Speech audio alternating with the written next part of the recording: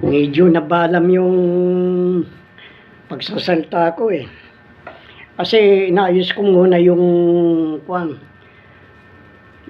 patotoo ng tungkol sa divine wealth at saka sovereign wealth. Kasi sino nakakaalam ng kung ano nakalagay, kung ano nakasaad doon sa letter of instruction na isasubmit. Wala naman nakakaalam niyan kung ano yun eh. Kaya yung inayos ko muna yan. Dahil talagang hanggang ngayon, di pa nga ako tapos eh. Pero malapit ko na maiayos lahat. Ginawa ko na yan noon. Nagsabi yung nagkungkunay. Kaya nga, napakalapit na. Malapit ng harvest time. Pero yung mga maharlika na yan, wala akong pakialam dyan. Hindi yan pag-aari ng Hindi yan pag-aari ng gobyerno, hindi yan pag-aari ng maharlika. Kasi yung susunod, marami na akong trabaho eh. Ewan ko kung ako pa rin ang papapil. Yun na, kasunod na sa akin. Kaya, doon ko yung pinapaliwanag yan. Kasi, may dokumento nga dyan. Pero, paano nila malalaman kung anong dokumento yon? Nung sunugin yung na yan eh, yung mga dokumento sa UBS. Kasi ibinabatay nila lahat yung mga na yan, dokumento kay Marcos. Dokumento ni Marcos, pamahid lang ng pet yan eh. Pang-ilos lang. Walang silbi yan. At huwag na ninyo iugnay kay Marcos. Ito namang isa si Ruben Panyata yun eh. Sandali lang Ray Benja. Siya daw, kung iyo, di kunin mo lang, kako.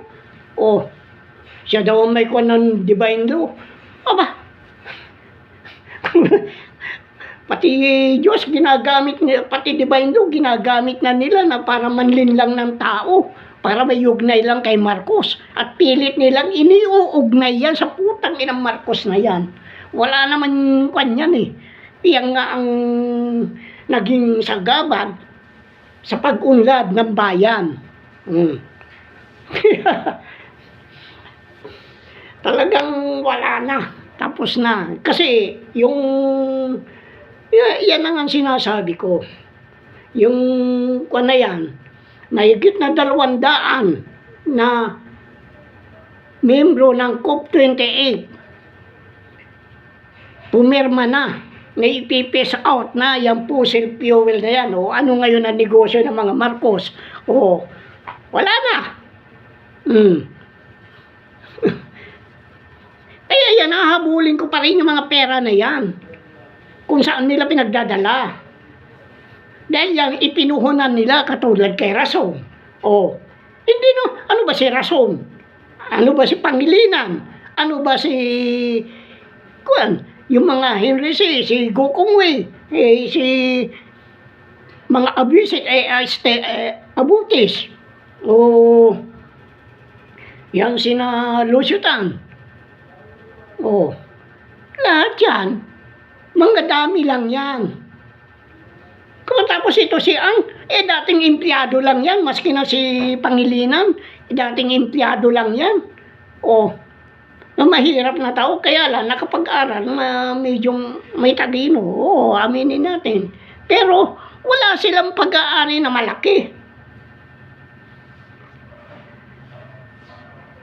Kung yung San Miguel, pinangalan nga kay kuwang ko eh. Pati yung doon, yung Northern Cement. Yun ang pinagmamalaki ng kuwang ko. Pati yung mga tinatayo mga dito, mga minahan dito, kung wari investor. Pero yan mga pera pa rin ng taong bayan yan. Kaya ako nangangalaiti sa galit sa kanila. Ngayon, nasa inyo yan. Pero ako, sabi ko nga, Pag hindi ko bubuksan yan, pag ganyan ang mga politikong magnanakaw, nagkakagulo na. Nagising na yung Sleeping Beauty. Kaya wala na. At yan, pagpirma nila dyan, unti-unti na mawawala yung mga fossil fuel na yan.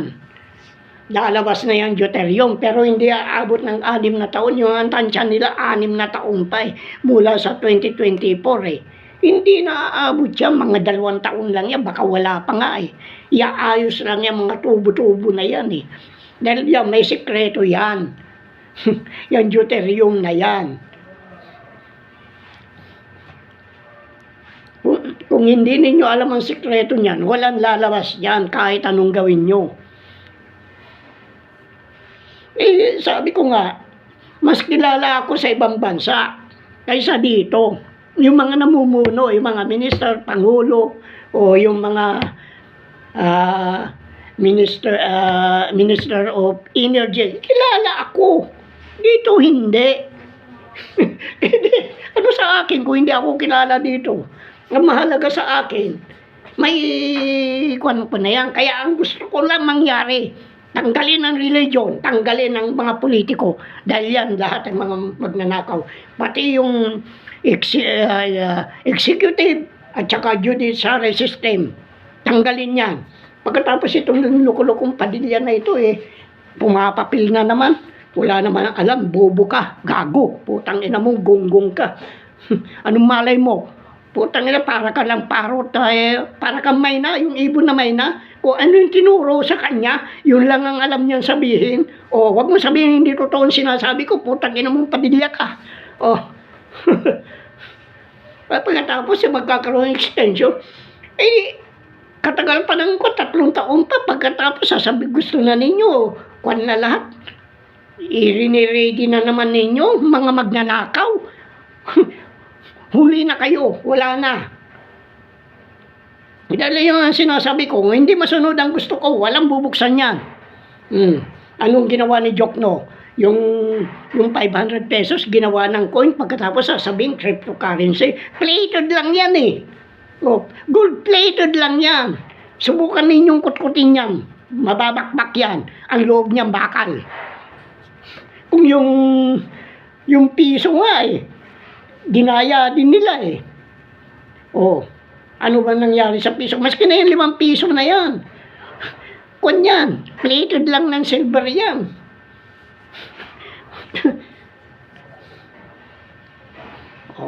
Kaya nga sinasabi ko, kailangan natin walain ang politiko. Ngayon, nagkakabulgaran na. Nakita na ninyo, yung mga general. Mas kinakampihan, mas pinagsisilbihan nila si Eric at saka si Badoy. Kasi nandyan, alam nila ang lihim niyan. Walang impi na kwan. Ang impi at saka military isa. Kasi madalas kong sabihin sa inyo, huwag ninyong pagpapaniwalaan yan. Esperon, hindi ba totoo sinabi ko? Lapin niya. Putang ina nyo, mga maharlikang general, kung wari nahati sila, putang yung mga PME na yan, pinag-aaral kayo dyan, mga inutil naman kayo. Ano ngayon ang pipensyonin ninyo? Sinasabi ko. Kaya ano kung magwala kayo? Bakit hindi nyo ako pagwalaan? Kaya malapit na tayo mag-take over. Diyan kaya iniwan na nga nila yung yung sa Dewi Boulevard, linipat yung dyan sa Timog Pero yan Timog, minting yan. Kung ano nakukuha nila sa treasure, binabago yung hallmark. Minting ng ginto yan. Kasi marami pang trabaho. Hahanapin pa yung kung saan kukunin yung Pero alam ko na lahat yan, may tuturo na lahat yan. Yung kukunan ng platinum. Ngayon, ang problema lang yung paano tutunawin yung platinum dahil masyadong mataas ang melting point niyan. Bago matunaw, mataas. Kailangan ng sobrang init. Pero alam ko ang sekreto niyan para mapadali yan. O, paano na yan ngayon? Kasi, hanap sila ng hanap kung sole signatory. Aba, sinasabi nila, kasi kinuha sa akin, panuorin ko daw yung kay Ka Anton. Pinag-uusapan nila na yan si Princess Elizabeth Ruiz. Hindi naman Elizabeth Ruiz ang pangalan yan eh. Kilala ko yan eh. 2 beses ko na na-meet yan. Bago nadala siya sa Malaysia. Oh, ang nagdala sa kanya Maharlikang General. Ikinulong siya doon. At yan, kaya naging mahusay na manghuhula yan. Dahil pinatungan niya ng kamay yung ay hinihipan niya yung tuktok ng isang magsusuman doon sa Maria. Oh, ang pangalan niya Boy Santiago. Kinunan niya ng diwa yun. Kaya napasa kanya. Ako man ginanon din ni Pare Pidring, pero nung ganunin niya, antimano, sabi ko, wala akong diwa. Oh, di wala siya nakuha. Kaya alam ko lahat ng mga kalukuhan yan. Pero yung pinakikita niya na sing-sing, sasabihin minana, hindi, nakuha niya sa treasury yan. Oh, at saka yung kanya dito, yung lakit niya, yung sa kwintas niya, yung palawit. Patapos sasabihin na niya, ang pangalan niyan, Alice Perillo Doctolero, ang napangasawa niya, Doctolero, Mistisahin, Kastilain yan. Tapos sasabihin niya, pinanganak sa Spain, itinago dito sa Pilipinas, dahil hari ka, itatago mo yung anak mo, magsasakripisyo ng hirap yung anak mo. Katarantaduhan nyo kung hari ka. Walang makakagalaw sa anak mo. Kasi yan, sabi ko nga, 2 beses yan. Ang kasama niyan ay isang ministro ng born again. Na nakabase sa Cavite. Ewan ko kung doon sa Salitran pa rin. Yan ang sinasabi ko dyan. Yan, ang kapatid niyan, nandun sa Maria Aurora. Kaya nga nung tanungin nung kumusta na si Alice? Sabi niya hindi nga namin alam kung nasaan eh. Sumagot yung yung asawa ng kakilala ko doon. Nasa Malaysia eh. Alam mo, biglang umalis. Hindi na bumalik. Iniwan yung doon, kung anong kailangan niya. Kaya yan, pinagluluko lang tayo. Kasi tinatago nila yan, lihim na yan. Dahil ang mga Maharlikang General ang nakikinabang. Kaya nga, Badoy, ikaw, Celes, Eric, sinabi mo, ikaw ay intel ng MPA.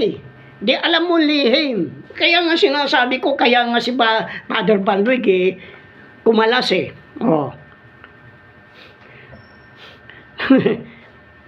Balik na tayo sa deuterium. Yan ngayon, ang problema nila ngayon, saan sila kukuha ng pampinans uli?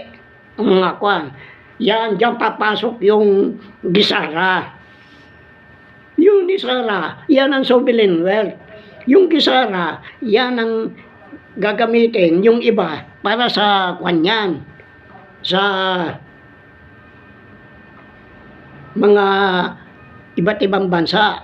At kinakawawa ninyo maliliit na bansa para kunin, ay hindi pwede.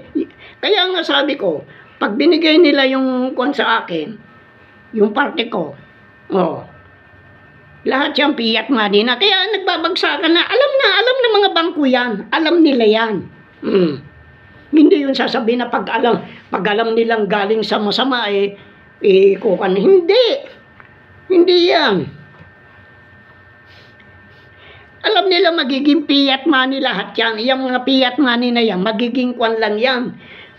Play money, wala nang halaga.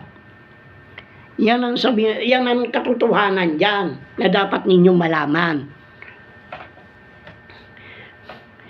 Kaya nga, yun ang sinasabi ko inaayos ko nga itong ito dahil yun sa letter of instruction. Wala naman nakakaalam. Alam nila, letter of instruction, hindi yan letter of intent. Hindi yung pupunta ka sa bangko. Lady man, ito, tandaan mo. Pupunta ka sa bangko, kakausapin mong bangko, ulol. Hindi ka papansinin. Dahil alam nila yan.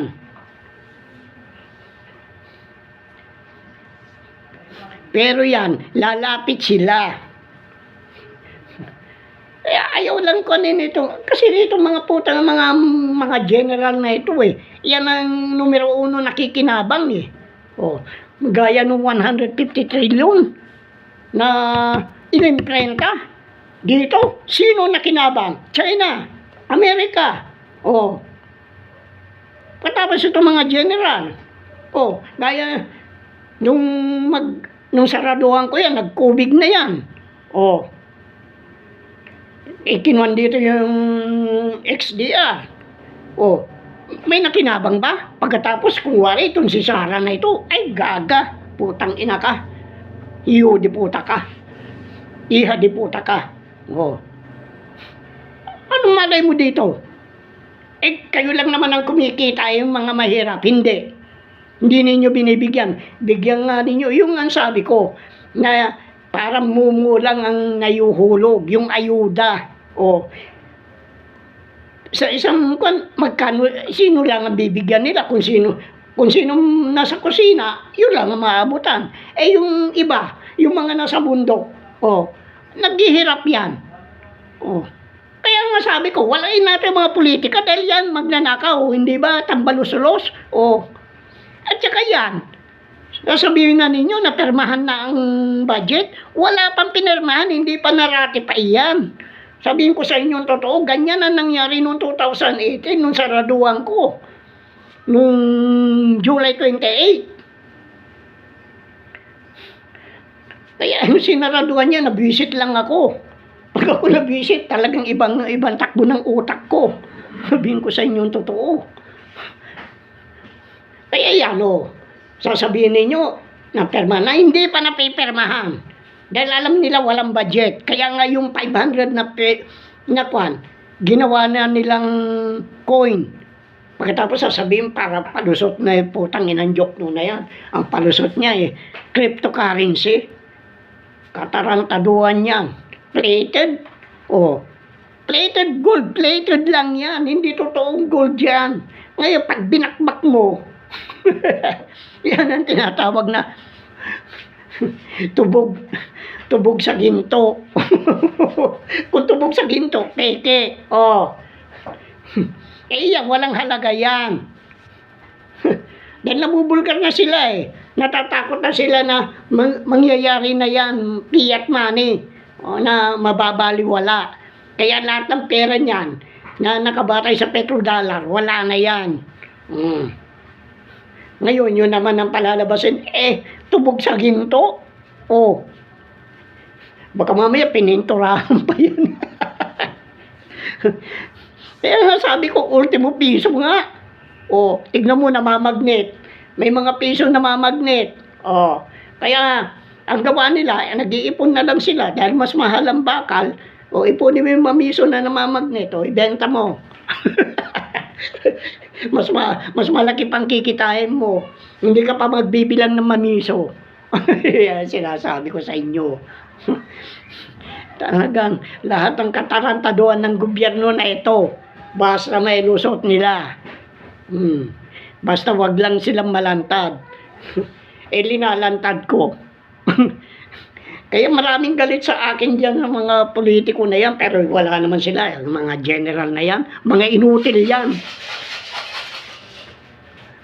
Mga inutil yan. Kaya, huwag ninyong pansinin yung mga putang yung mga yan. Mga magnanakaw. Kaya nga sabi ko, yung pagpunta ni Glenn Chong doon, hihingan lang siya ng opinyon. Naghahanap sila ng butas kung paano pababagsakin yung Marcos na yan Dahil sabi ko nga, shadow government. Hindi yan ang kumandidato.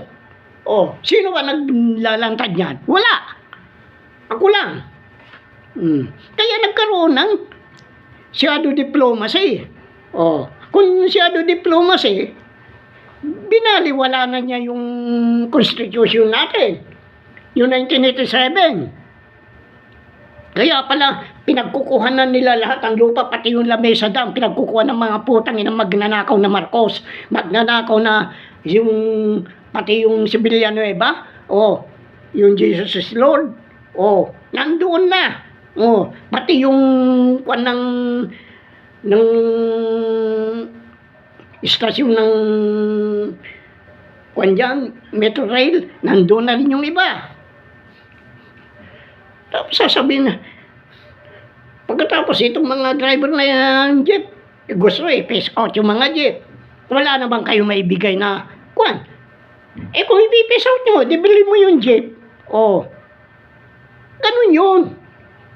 Para hindi argabyado yung mga mahirap. Yung mga, kwan yan, yung iba nag-abroad lang pag makabili ng jeep dahil alam nilang hirap.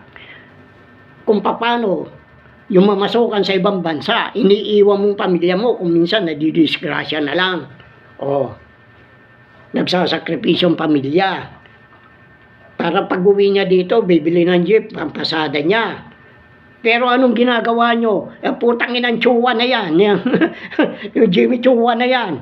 Yan ang balak nila niyan. I-consolidate na ang lahat ng sasakyan. I-komunista na. Sabihin ko sa inyo totoo. Kaya yan, magkakaroon ng kanya-kanyang linya, baliwala yung mga kwan na yan. Yung binili ninyo mga sasakyan ng mga bago. Sabihin ko sa inyo totoo. Magkano lang naman ang sasakyan sa China? 1 million? Pagdating dito, 1 million, aayusin lang. Pagkatapos, mahal na. Sinasabi ko, basta gawan China. Gawa ngayon, bukas sira. Kaya, lahat ng pangloloko ng mga politiko dito, ginagawa na nila. Yung kuwari away-away lang yan dahil ang talagang pinagtatakpan dyan yung pondo Wala namang perang gobyerno Yan ang pinagtatakpan nila.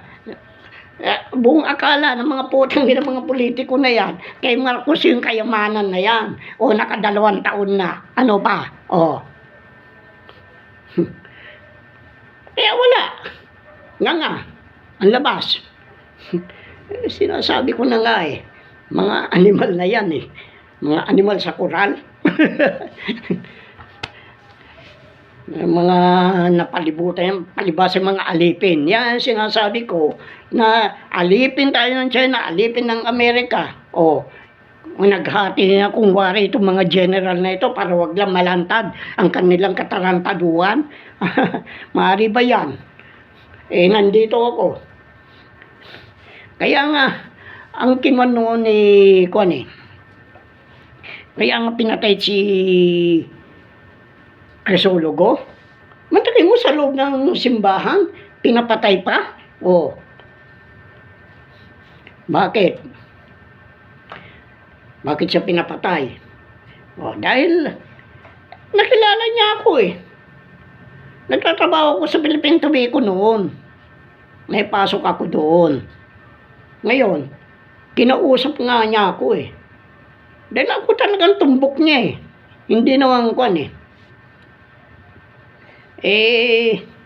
ang sabi nga sa akin na kwan yan tungkol sa kanyang mga tabako. Kaya noon pa, sasabihin matino? Walang matino sa gobyerno ng panahon ni Marcos. Lahat yung puro magnanakaw. Inispoil niya, pati military. Ngayon, inispoil na naman ni Duterte. Kaya mga inutil. Kaya yan, ginawa nila yan para makakuha nitong tunay na anak ni Marcos, magawa niya ang gusto niya mangyari. Hindi naman niya pwedeng gawin yon. Dahil merong ng mga sekreto dyan na hindi alam. Kasi si Marcos man hindi din niya alam ang sekreto ng mga yan. Dahil pinagkatiwala lang siya dahil siyang Pangulo Hmm. Pero, bantay sa lakay. Oh. Ang gusto itong mga putang ng mga ito, aba, ako na namili. Ako nang naghanda ng pag-aayos. Ako ang magluluto. Pagkatapos, ang gusto nila, silang kakain. Pagkatapos, hindi naman ako sa restaurant eh. Oh, hindi naman ako cook eh. Oh, na ibibenta. Pagkatapos sila makikinabang. Tapos, babayaran lang ako. Hindi ba ganyan ang kwan na, yung mga kwan ni na Utabe? O, ni na Bilbis. 7% ang binibigay sa akin, ang sabi sa akin. Sobra-sobra na yan sa iyo. Aba, hindi ko naman pag-aari yan ah. May sinabi ba akong pag-aari ko yan? Ang sabi ko, pag-aari na mahirap yan. Oh. Kaya, ito mga putang ina mga ito, pilit na pinaangkin sa akin para bigyan katwiran nila yung kanilang mga pagnanakaw. Madalas kong sabihin yan, pag-aari na mahirap yan, pero yung mahirap namamalimos. Kung wari magbibigay na ayuda, bibigyan sa isang barangay 10 piso lang. Ito pa ang isang dumating na balita sa akin eh. Ang nagbigay ng mga ayuda dyan, nanggaling sa mga grupo sa Amerika. Katulad ng Mormons. Ano bang ginagawa ng Mormons dito? Nagtitreasure yan eh. Nagtitreasure yan. Sabihin, kaya nga yung mga Mormons may dalang bag yan. Pagkatapos, hindi naman nila binubuksan yan, kundi kung bubuksan man nila, titingin lang ng kaunti. Pagkatapos, pagtingin ng kaunting ganon, kukunin na.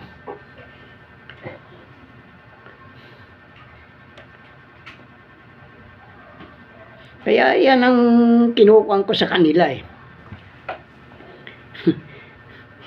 Kaya yan, laki ng takot sa akin ng Mormons. Pag nakita lang ako, umiiwas na yung mga yan eh.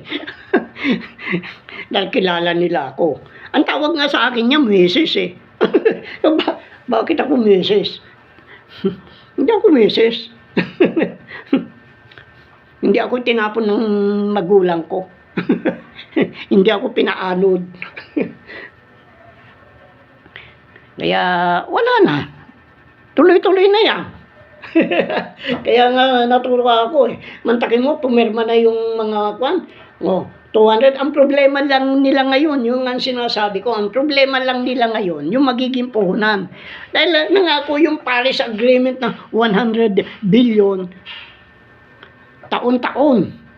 100 billion dolyar taon-taon ay bibigay sa developing bansa. Paano yung third world countries? Ginawawa na nila.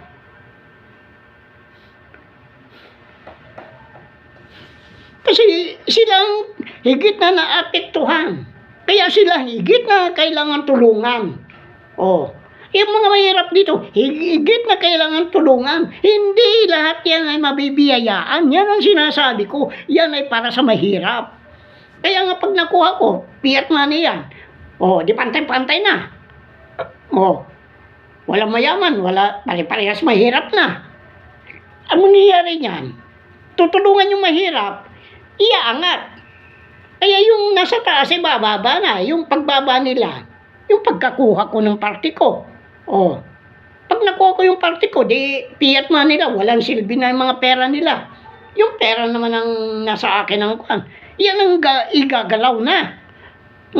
Para iangat naman yung mahirap, maramdaman naman nilang kaginhawaan. Yan ang sinasabi ko na mas masahol pa sa yung ginawa ni Kadapi, mas maganda pa ang pinagagawa. Paano yan ngayon? Bingo na. Sabi ko nga, bingo na eh. Nagising na yung Sleeping Beauty. Nagkakagulo na. Sila nagtutukaan na. Tugaan na sila ng tugaan. Kaya nga sabi ko nga, tanga-tanga itong mga putang ng mga Marlikan General na ito eh. Mga takot kasi ito eh. Kaya napipressure. Mantakin mo, ginawa na nilang amo si Badoy at saka si Kwan, ka Eric. Oh, dahil may sikreto nga yan. Na ang MP at saka Kwan, nabubulgar na sila. Ako, binubulgar ko talaga yung kawalang yan ng mga Maharlikang General. Oh, kasi, matagal kami nagsama ni Jack eh. Mga ilang taon din eh. Madaldal yan. Parang loro yan ha. Mahusay kumanta ng La Paloma eh. Makapagyabang lang sa akin eh. Siyempre naman ako, ganoon ba? Ano ko? Wala akong alam na kuwan. Pero matagal ko nang alam yan. Panahon pa ni Marcos, yan pang kuwan. Kaya nga sinasabi nyo, MP, si Kwan nagtatag ng MP, si Kwan. Hindi. Si Enrile at saka si Kwan ang nagtatag ng MPA. Si Aquino. Ipinangalan lang kay Danding, kaya Dante. Ano yung nasa gitna? Ang. Ano ba yung ang? Lumalaban yan pag Kwan. Pero, walang amo. Sasabihin si Joe Masison. Kaya nandoon si Joe Masison noong buhay pa. Tinitignan lang niya kung sino ang pupunta doon sa International Court of Arbitration sa Hague upang pigilan. Yan ang papel ni Joe Masison, hindi yung puta head ng MPA. Kaya nga sabi ko nga doon sa kaibigan kong commander eh. Anong ginagawa ni Joe doon? Bakit wala siya sa Russia o di kaya sa China? Kaya nga may mga aktivista nga na napunta sa China. Yun ang hijack na aeroplano. Si Barikan, isa si Barikan yun eh. Barikan ang alam ko yun eh. Naging kwan yan eh. Ni Joseph eh. Kaya kinuha siya para kunwari alam para sikot-sikot. Nalaman niya. Kaya itong mga anak niya, dahil nakatikim ng nakaw eh. Sasabihin na, bakit? Kailangan makaupo din kami. Kaya dito si Padilla, gusto niya, damihan na naman ang kwan. Ang dadamihan na naman ang magnanakaw. Kinukuha na naman nila ang tsa-tsa. Ang tsa-tsa, one step backward, one step forward. Hindi, wala nga asenso.